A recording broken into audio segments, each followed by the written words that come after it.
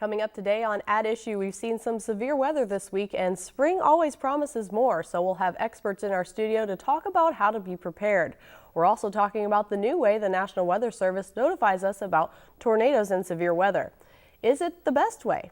We'll have that and much more next on At Issue, so stay tuned.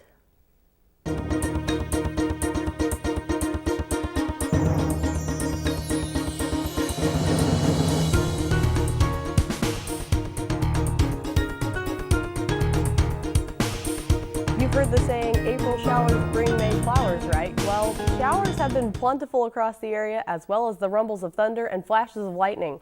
I guess it all means severe weather season is officially here. Last year, the National Weather Service rolled out a new experimental plan to get people to pay more focused attention on storm warnings that they say often go unnoticed. The warnings were tested in a tornado hotbed area like Missouri and Kansas and used terms like mass devastation is highly likely as opposed to the usual tornado warning. In the wake of that experiment, the National Weather Service has introduced an extension to that plan this year that they're calling a warning enhancement system. Newswatch's Lauren Yurkovich was at the National Weather Service Center in Lincoln and brought us this story about the latest experiment. I'm Skywatch local forecaster Lauren Yurkovich in Lincoln, Illinois, reporting at the National Weather Service, where I spent the afternoon speaking with meteorologists who say they are planning to implement an impact-based warning system to start this tornado season. You always want to plan for severe weather before the day comes. Senior meteorologist Ed Shimon has been in the weather business for nearly 20 years and has worked for the National Weather Service in Lincoln, Illinois for 8. He says when it comes to warning the public of severe weather, it's time for a change. We had some studies out of Joplin and other major impact tornadoes that people didn't take action right away because the warnings were, in their eyes a little generic, not concise, just, okay, another tornado warning, but it's happened before and nothing happened. So when we know it's a major event, we want to put it in there and let people know and give it that extra verbiage to allow them to take action. With many not taking warnings seriously, what will be different? The primary difference will be in the type of wording we use in our impact statements. In the past, we had more of the generic take cover, go to your basement, stay away from windows. When we have significant tornadoes, this wording will be used to provide high impact wording like your house will be destroyed, whole blocks could be removed, power outages could last for weeks, debris will block roads for days, stuff like that. Impact statements that say this is what's going to happen to you. Tornado observed is one of the main tags. If we have a confirmation of a tornado on the ground, we'll put a tag that says tornado observed. And the next one will be 3 levels. Either no tag for tornado damage category, it'll be nothing, or there'll be considerable or catastrophic. And that tag is basically used for the major events. Most of the time it won't be there, but during the ones where we know there's a significant amount of damage possible, we'll put on a considerable tornado damage tag. And then if it's going to head to a major metropolitan area, we'll probably put on that catastrophic tag. Last year's tornado season was a quiet one in central Illinois, but Shimon says this year could be a bit more active. We're going to have a regular round of severe weather. We'll have warnings maybe a couple times a week to maybe once a week. Always look ahead, plan things out for severe weather purposes, because when a tornado is coming, you don't want to have to think about what your reaction is.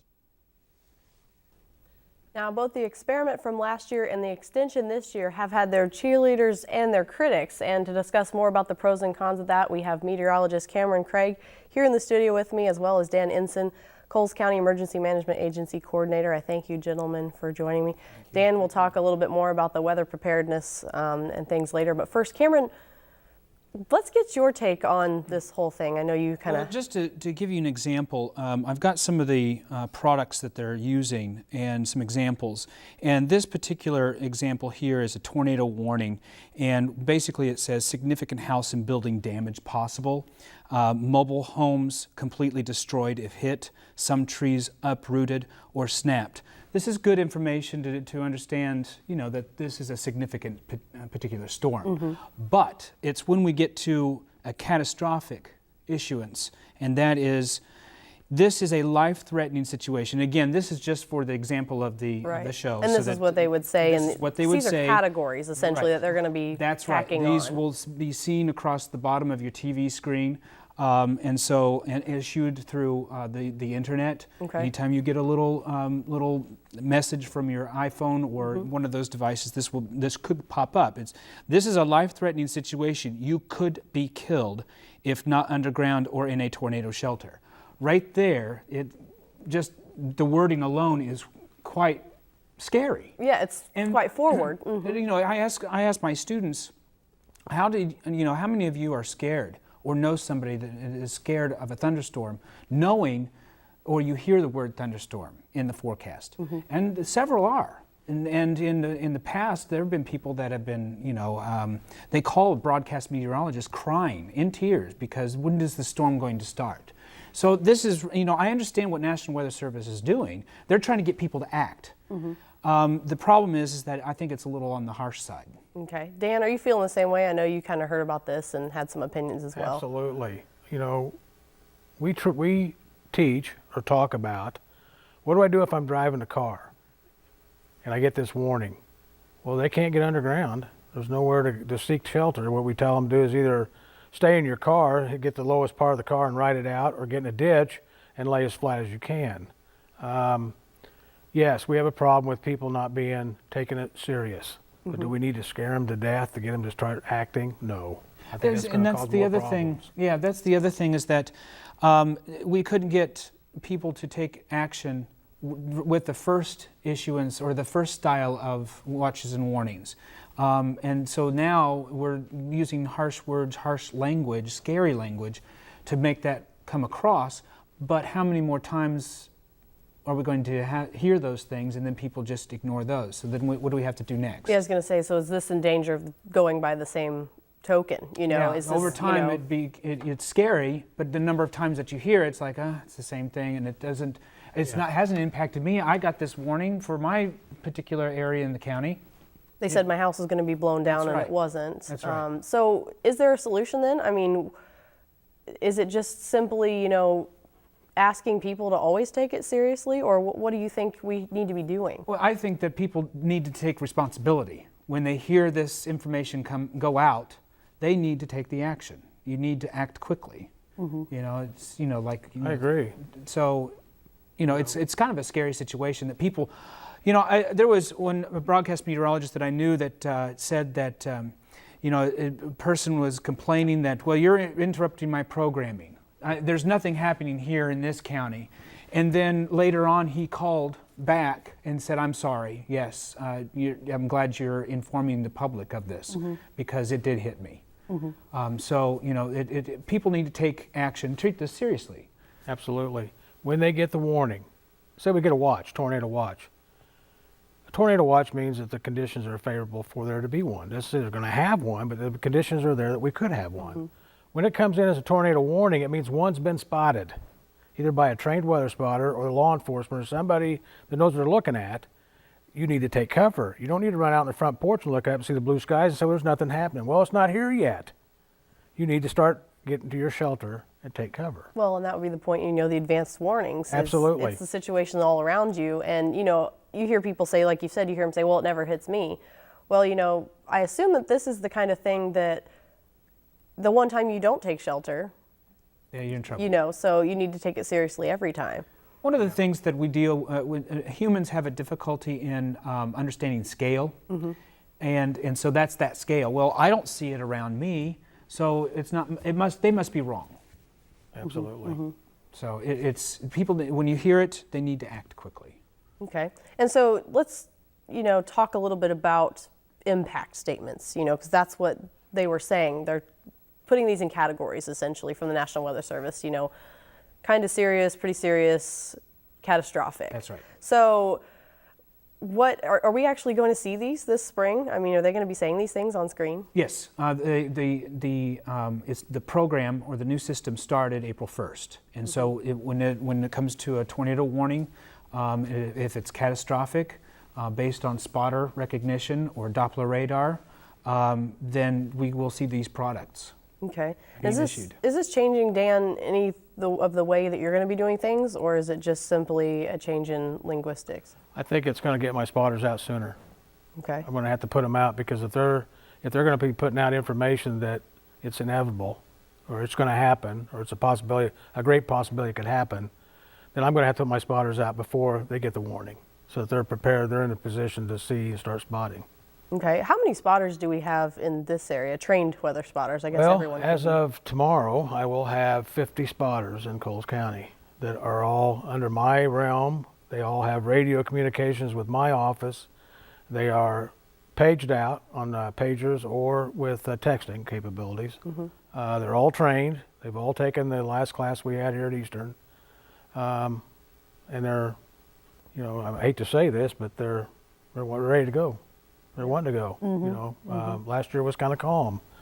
We had a lot of thunderstorm warnings, but not very many tornado warnings. And that's a good thing with me. I mean, I just should Right. not have them. Right. Unfortunately, I think the jet stream's changing. We're going to see a lot more of them. Yep. I don't think we have a choice. I think it's going to happen. I think that what was the calm for us is now going to be the battle. Okay. And is that something we're seeing Yes. in the weather world? I mean, compared is to there more last severe year, weather? the jet stream remained to the north over the Canadian border, and now we're seeing a very active jet stream. And what does that mean? What that in the means layman's is that terms? when the jet stream shifts to the south, and you have a ridge and a trough, ridge and a trough. Well, just as that trough moves in to our area, that's when we have our storm systems. And so a very amplified trough like this, that really does a good job in supporting severe weather. So like I teach my students, you've got southeasterly winds at the surface, but you've got a southwesterly blowing jet stream. That's the ingredient of a nice severe thunderstorm situation. Okay. So that's the active jet stream. Okay. And so when we get these spotters out on the ground, obviously when there's threats and things, what are they looking for, and how quick is this whole thing? How quick can they get people notified? As soon as they notify me, it's just a radio wave away. Because you're the guy that actually pushes the button on the siren, right? Correct. And they only go out on a warning right now. Okay. So if it's a thunderstorm warning, they're activated, because we know with a thunderstorm warning there's always the capability of a tornado dropping out of it. And they have things to look for. Hail. We have some hail now. We're getting pelted with hail. Hail is a good indication that there's a possibility it could be a tornado. Very, very good possibility. I'm just going to have to start watching the radar a little more closely. When I get the watch from National Weather Service, I go to the office. On a watch, I notify my nursing homes, my hospitals, my schools that we're under a watch. I have a emergency receiver program with them, and they get the watch to notify them. So if they have the mall, we put one in the mall. 'Cause there's a lot of people in the mall, the factories. I want them to know that there's a possibility this is going to get worse than what it is, to be prepared for it. We didn't have that before, and so I made it one of my jobs is to make sure I got the biggest majority of the people with the capabilities of being notified. Okay. I'm working with a radio station here in town. I'm hoping to work with more of them. They're my voice, because I can't reach everybody. I gotta rely on TV and radio to get that message out. But I want people to heed that. I'm not just putting this out because the National Weather Service said. I'm putting it out because I want them to be safe. Well, we're often putting that out because we've actually seen it coming this Absolutely. way, right? I mean, I would assume these people are, the eyes and ears with the trained eye, so that we know to take it more seriously. That's right. Absolutely. Yeah. Okay, so they're the ones that are going to know, and because you can look at a National Weather Service radar. Most of us don't understand what we're seeing on radar pictures, so we have to rely on people like Dan and the spotters, and so I would assume they're not just issuing these warnings and sirens for their own good. I know. When that siren goes off, you need to start taking cover. And the one question I have is that we only have so many sirens situated throughout the city. Any suggestions on somebody who on Tuesday, right? Tuesday at 10 or 11? Tuesday of the month, yeah. If 10 you can't o'clock. hear that, what do you suggest that they do? Okay. The outdoor warning sirens are to alert those outside. They are not to alert people indoors. Indoors. Ah, I see. So they need to watch TV, or they need to go out and buy a $30 NOAA weather radio that will give them the watch and the warning when it is issued to me. They'll also receive it. Okay. A lot of people have this norm that they can't hear the siren indoors. Well, it's not made for them indoors. Right. It's to alert the people outside that aren't available Sure. to the TV and the radio. And that's why That's- if yeah. people do hear it, Right. they run outside. And that's something we haven't thought of maybe, I never really thought of that as, I always thought, oh, well, if you can hear the sirens, that's when you act, but you're right. I guess that would only There be are for a lot of people that buildings are on this outside. campus, they cannot hear them at all. Yeah. But the campus has a very unique system. They do texting, they do verbal to the buildings that they know that have hard trouble hearing. So I think the people on campus probably get a better notification Yeah. firsthand than those in the city. Well, I mean, now the with- city get it, but it takes it's a little bit longer. Right. Well, and with smartphones now, it's great that a Yes. lot of those are they're integrated into the smartphones so that like when you get issued a warning, it comes across many of those smartphones. Absolutely. So it sounds like we're making advances in notification technology. Has that changed a lot over the last 5-10 years? Yeah, well, and it's changed since 1965 when National Weather Service changed the way that they issued their watches and warnings. Before 1965, or during the Palm Sunday tornado outbreak in 1965, what they did is that there was a tornado forecast. Okay. Well, what does that mean? It's forecasted. Right. What You're it guessing. was changed to is a tornado warning.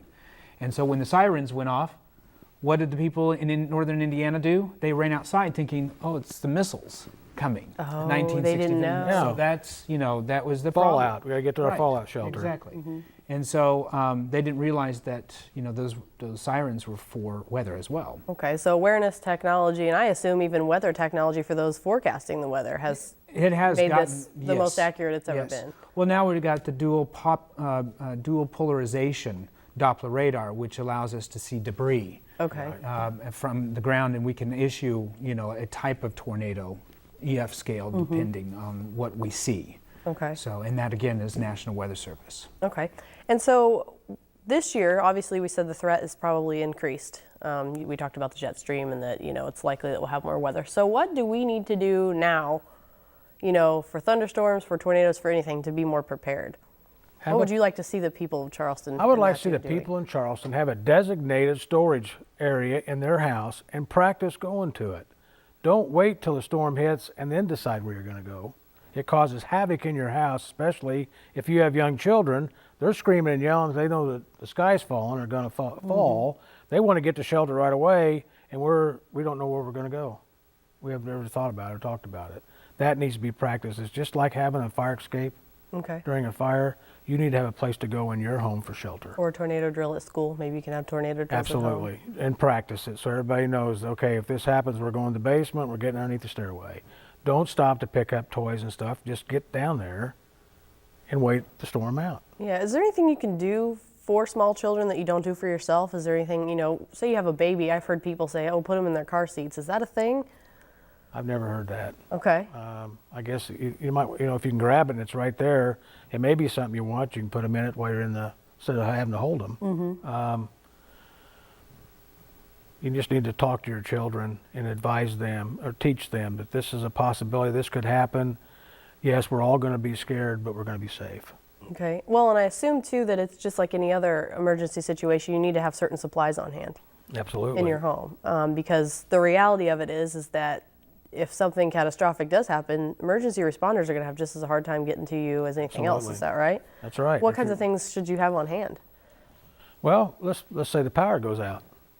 Okay, we don't have any light, we don't have any heat, so you need, if it's, the last couple of days, it's been pretty chilly. So you need to have in your storage area, or your shelter area, excuse me, you need to have a box with blankets. You need to with pillows, something to keep the kids comfortable with. You need to have food in the say, like those health bars, to eat. You need water. You need about 3 gallons per person per day, which is a lot of water. Right. You need to start stocking it now. You need cash, because ATMs are not going to work. Places you normally use a credit card is not going to be there to help you with that. And the thing that's coming out now through IEMA is know where your insurance papers are at. A lot of people don't think about that, but if you've got them in one place and you know you can get to them if you need them, you know where they're at.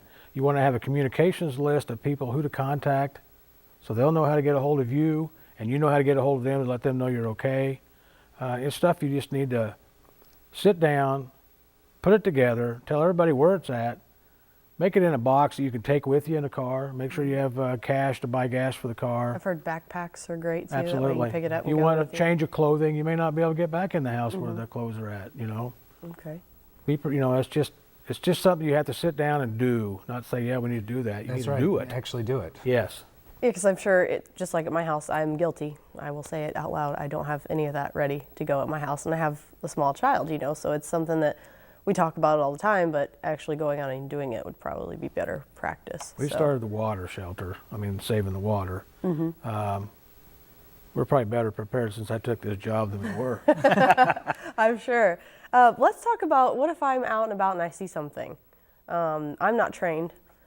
What would I be looking for, Cameron, if I You're out and needed- about and you get a warning and you kind of see something popping out to your, not even a warning yet. You're kind of an untrained spotter. Mm-hmm. If you see a funnel cloud spiraling, spirals coming down out of the cumulonimbus cloud, then you need to call that into a local authority. Okay. The sheriff or the police or 911. Or 911. Okay, yes. so you could call 911 to report Absolutely. these things. And Okay. they'll notify us because they know it's and you tell them you're an untrained spotter. Right. They'll get a hold of the necessary people to go out and Look verify at it. Okay. And Yeah. so then they'll issue anything based on that. So if you think you see something, it never hurts Right. to try and call And someone. it Absolutely. always is helpful if you see any size hail, because that tells us the character of the particular storm. Okay. Especially if you're seeing a lot of damage from that hail, big hailstones, call that in.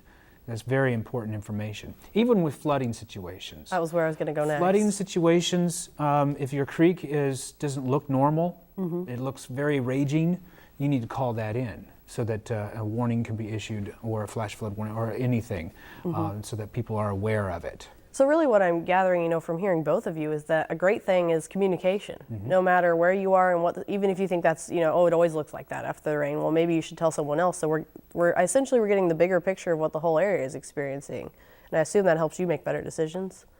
Oh yeah. Oh, definitely. absolutely. And helps National Weather Service make decisions too. Right. Because I have to report all that to them. They want to know immediately. If one of my spotters has hail, they don't care how small it is.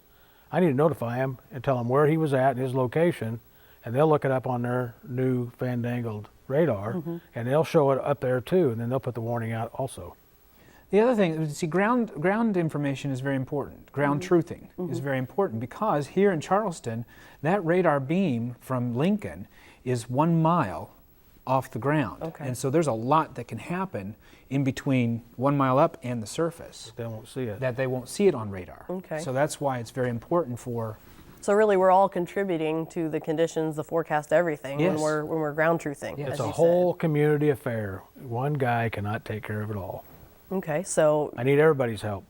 you should always report stuff that you see. Absolutely. That's How good minute you advice. think it is. Well, I've always wondered, we have a rain gauge in our backyard, so we always go out and everyone says, oh, what was your rain total? Oh, we got 1.5 inches the other day. That's what we got this week at our house. And so why is that important after the fact? I know they always take weather reports. How much snow did you get? How much rain did you get? Why is it important to get weather facts after the fact? because we can determine which is normal and abnormal. So long-term information, so that we can make better decisions for the future. Okay. So that's all something that we need to report That's on. right. Yes. Okay. All right. And let's talk about, we kind of covered flash flooding a little bit. We kind of went over that. But let's talk about do's and don'ts. You said if your creek looks abnormal, of course, report it. But I heard reports this week of, Route 49 over near Kansas being covered in water and things like that. What do we need to know about flash flooding situations? Don't drive through it. Because what you can't see, that road may be washed out. If the water looks like it's a raging water over the highway, it will push you off the road. And it doesn't take but 2 inches of water to move your car off the road. It doesn't have to be 5 or 6 feet deep. 2 inches of water will push your car off the road. Yeah, one gallon of water is 8 pounds. Yeah. Well, and if you think about, All of pounds that. of car versus pounds of water, when you have enough water, you can see it raging over the road. So don't test it. No, if it doesn't look safe, then don't go through it. Back up, turn around, go the other way. Absolutely. And then call it into somebody. I was 'cause gonna then say they'll get again, out. get barricades up, they'll get that road stopped from people traveling in it, absolutely. Because I assume, flooding as well, that's necessary information. You know, the flooded creeks that you talked about, don't get in them. Kids like to go out there and play in them because there's a little bit of rafting going on. It'll pull you under just like any other raging water would. You need to stay away from it. Be afraid of it because it could take their life. And I assume that, rain in other areas affects how the water is moving down here as well. So is that something we need to be aware of too, is what's going on in other areas? Yes, it's very important. Just because this is Coles County, everybody thinks, well, okay, the warning is for the county to the west, but we need to consider our county as well. Nature is not held by any boundaries or human laws. It will do what it wants. So, the warning over here could definitely make its way into our area too. So So always be aware. Champaign, we get a lot of water from Champaign right down the Amberall. Doesn't just always come all from Coles County, it comes from all over. Right. Absolutely. So what I've learned here today really for me is kind of in closing is communicate, keep your eyes open, and always report something. And be safe. Okay. Any final thoughts before we close out today? Take action. That's all. Find a place in your home to seek shelter. You'll say it again and again and again, right? Train until they start, till they learn it. That's right. Well, I'll be interested to see what comes of all of this, how they're relating this with the new National Weather Service terminology and things. So, well, Cameron Craig and Dan Ensign, we appreciate you coming in and talking about severe weather preparedness, and we hope everyone will go out there and get prepared. So, thank you gentlemen for coming on At Issue this time. And if you have any ideas for At Issue, we'd love for you to email them to weiu@weiu.net. We appreciate you watching At Issue today, and we'll see you next time.